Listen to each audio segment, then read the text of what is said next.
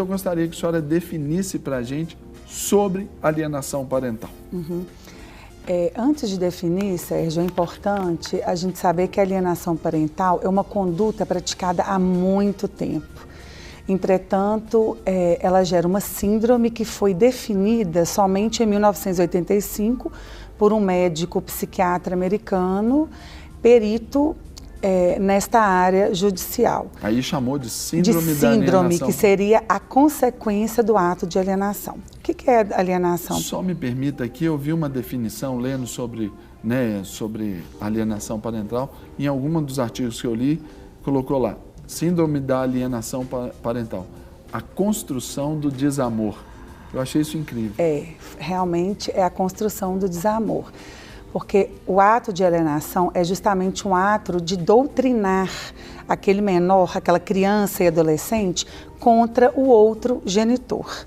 Então, ele interfere na formação psicológica adequada daquele menor, ele impede a relação de afeto daquele menor com o outro genitor e seus familiares. Então, isso destrói o lado psíquico da criança, tanto da criança quanto do genitor. Então, na verdade, o ato de alienação é um ato de destruição mesmo do desenvolvimento psicológico dessa criança. Causa várias sequelas, tanto no menor quanto naquele genitor alienado. Nem sempre, Serginho, quem aliena é o guardião. Trabalhando em muitos processos de direito de família, especificamente alienação parental, percebo que genitor também, que não é o guardião do menor, ele pratica o ato de alienação. E uma coisa interessante que a lei fala no artigo 2º, além de definir o ato de alienação parental, ela fala quais são as pessoas da família que podem praticar o ato. Então, é o genitor, guardião ou não. Normalmente, o foco todo está no genitor. No genitor. Em um deles, o que não está com a guarda. Isso. Mas também acontece no ciclo, no meio familiar. Familiar. Né? Pode ser praticado por avós, por qualquer parente que tem, tios, primos, qualquer pessoa no seio familiar que tem aquela guarda daquele menor.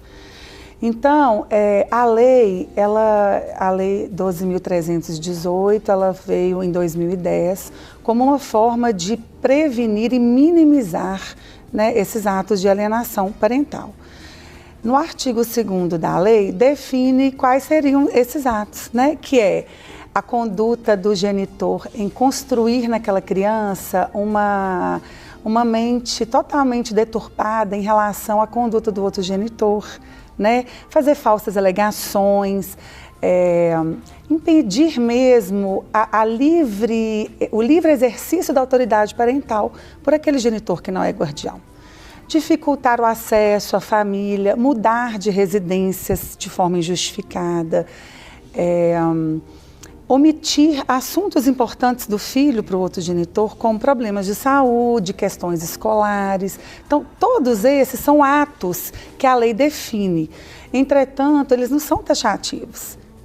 Podem ocorrer outras formas, né, de alienação. Aí já é uma maneira bem ampla já de se até estabelecer, né, a alienação. Isto. E o ato de alienação, na verdade, ele viola um direito fundamental da criança, né? Isso eu ia perguntar agora, que é o direito da criança e quem normalmente é mais penalizado por isso, né? Mais penalizado. Quem paga a conta é a criança. É quem paga a né? conta, porque ele vai sofrer um dano psíquico que ele vai carregar para o resto da vida. Talvez ele resolverá só com apoio psiquiátrico e psicológico. Agora, doutora, quais são os motivos, né? Ainda que isso vá mais pela área até comportamental, mas quais são os motivos que levam a essa prática da alienação parental, o pessoal entender isso aí? Tá. A maioria dos motivos são relacionados à vingança, à falta de conformação mesmo com o fim daquela relação. A intenção, Sérgio, é destruir a imagem da outra pessoa para o filho. Então, com essa destruição, que é o ato de alienação da imagem do outro genitor, ele impede que aquele menor tenha um contato saudável com seu pai, que exerça uma relação, que construa ali uma relação de afeto, que é o que o ECA, que é o Estatuto da Criança e do Adolescente, coloca como direito fundamental da criança, que é o livre acesso a ambos os genitores e à convivência familiar.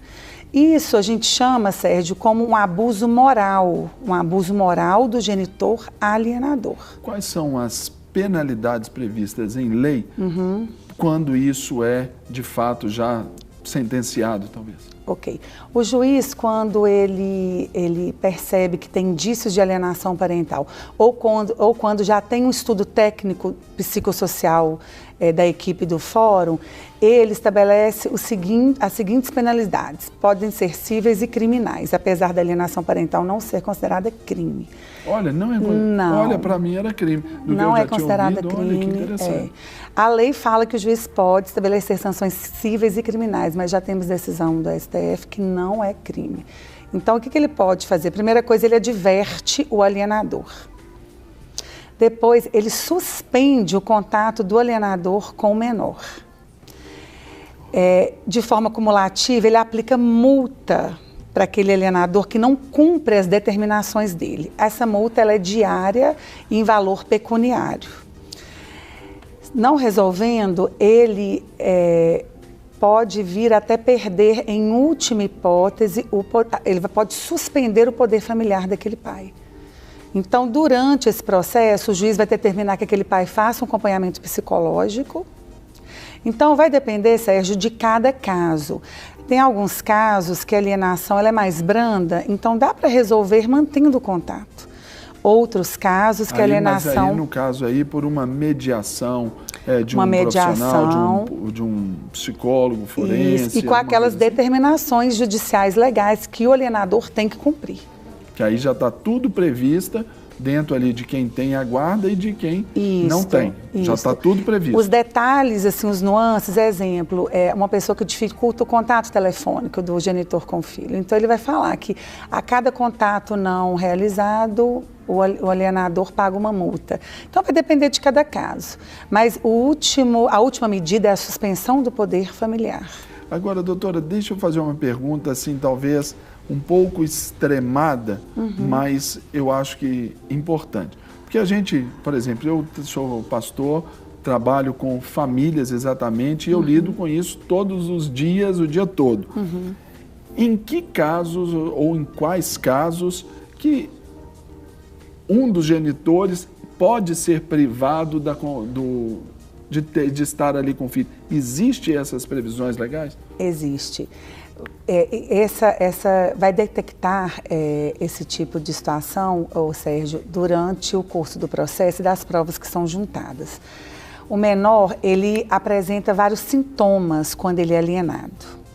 Então, ele repudia o alienador, o genitor alienado, ele é agressivo, ele pode também tentar até suicídio, ele agride o alienado, ele pode cometer atos contra a própria vida. Nesses casos, comprovando-se judicialmente, o genitor alienador é suspenso da sua autoridade parental. Isso é aquele que pratica alienação. Aquele que pratica. Agora, quando que ele pode ser assim, privado do outro? Quando é numa situação de risco, isso tudo é avaliado também. Situação de risco, A situação de risco é justamente essa não cessação dos atos de alienação, que é aquela doutrinação diária contra o outro.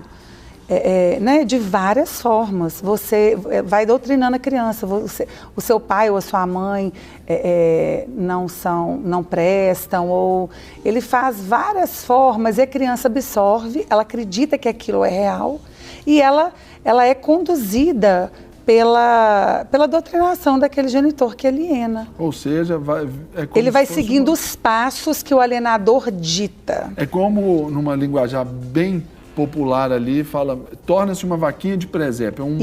Ele é manipulado. Ele é manipulado. Então, esse menor sofre e faz o alienado sofrer também. E agora, doutora, eu pergunto para a senhora, No caso da observância ali de que há esses indícios dessa alienação, mas nenhum genitor, nem o outro, nem o que está cometendo, nem o que está sofrendo, eles dão prosseguimento a isso, mas observa-se pela criança. Quais são os indícios que a criança já mostra? A senhora já citou alguns, mas eu gostaria que a senhora ampliasse isso um pouquinho para a gente. E o que fazer, por exemplo, quem está de fora, se é possível tomar alguma atitude. Sim. A criança, ela fica agressiva, ela não quer contato com o genitor alienado, nem com seus familiares. Ela tem uma imagem totalmente errada da pessoa e ela expõe, verbaliza isso. Qualquer pessoa da família que verifique esses atos de alienação, ela pode ir até o Ministério Público, tá, e fazer uma representação. Pode ir também diretamente ao juiz. Então, o juiz pode, de ofício ou provocado, instaurar uma ação de alienação parental e dentro dessa ação, nós vamos ter todo um processo de estudo psicossocial e toda a verificação realmente se esse ato ocorre e se já existem sequelas, tanto no menor quanto no genitor alienado. E se essa ação, por exemplo, parte de alguém que toma partido, alguém faccioso a essa ocorrência, por exemplo, a sogra, ou os pais, né, de um ou de outro, que querem intervir, olha, eu vou entrar com isso aqui porque eu estou vendo, mas na verdade ela está sendo... Isso tudo, o processo pode apontar ali a razão ou não dentro Pode disso? não, o processo irá apontar a razão. Inclusive, Sérgio, as vítimas, além dos outros familiares serem também alienadores, eles podem ser vítimas também. Um avô, uma avó pode ser uma vítima de alienação. Então, ele tem o direito de ingressar na justiça para ter aquela visitação regular ali do seu neto, né? E apontar ali uma alienação parental. Porque alienação parental não tem que ser só contra outro genitor, pode ser contra um familiar. Muito recorrente os avós também. Agora, doutora, uma outra pergunta que eu penso aqui. No caso aí da guarda compartilhada, a guarda compartilhada, ela favorece essa alienação parental ou ela chegou para minimizar esses efeitos aí dessa separação e até evitar um pouco dessa alienação parental? Tá. A guarda compartilhada, ela veio no intuito de minimizar, né, essa alienação parental, justamente para conferir a ambos os genitores uma igual convivência com aquele menor. Muitos confundem, Sérgio, guarda compartilhada com guarda alternada. Os pais pensam que a criança vai passar tantos dias com um, tantos dias com outro por mês. Não é isso. O que é uma guarda compartilhada? É os dois, de forma em conjunto, criar aquele filho. É o que deveria ser sem imposição legal, né? Mas eu te confesso que eu não sou muito a favor da guarda compartilhada em todos os casos. Por que eu não sou a favor? Eu também. Para existir a guarda compartilhada, tem que existir um consenso entre os genitores, tem que existir um diálogo, tem que existir uma relação amistosa. Então, vamos pensar... E no caso das separações, essa é a menor parte. Essa é a menor parte. Então, como que vai existir um diálogo, uma convivência amistosa entre casais que não se falam, entendeu? Que estão brigando por causa da casa, brigando por causa de carro, brigando por causa de dinheiro. Isso. Então, eu só aponto nos meus processos guarda compartilhada quando realmente existe possibilidade. Senão, eu sou favorável à guarda unilateral e a visitação do outro genitor de forma mais livre e ampla possível. Né? Então, essa é a minha opinião. A tentativa da lei foi minimizar, mas infelizmente ela não minimiza os efeitos da alienação parental. É muito difícil, Sérgio, aí combater... Independe até da lei, não é? Independe da lei. É muito difícil combater a alienação parental. É muito importante que haja uma conscientização da sociedade, que haja, assim, palestras sobre o assunto, porque isso parte de uma educação familiar. Porque a alienação, ela ocorre dentro do seio familiar. O juiz, ele não está dentro da família para ele estar ali combatendo. Quando o assunto chega ao Poder Judiciário, a situação já está muito grave, o menor já está com muita sequela.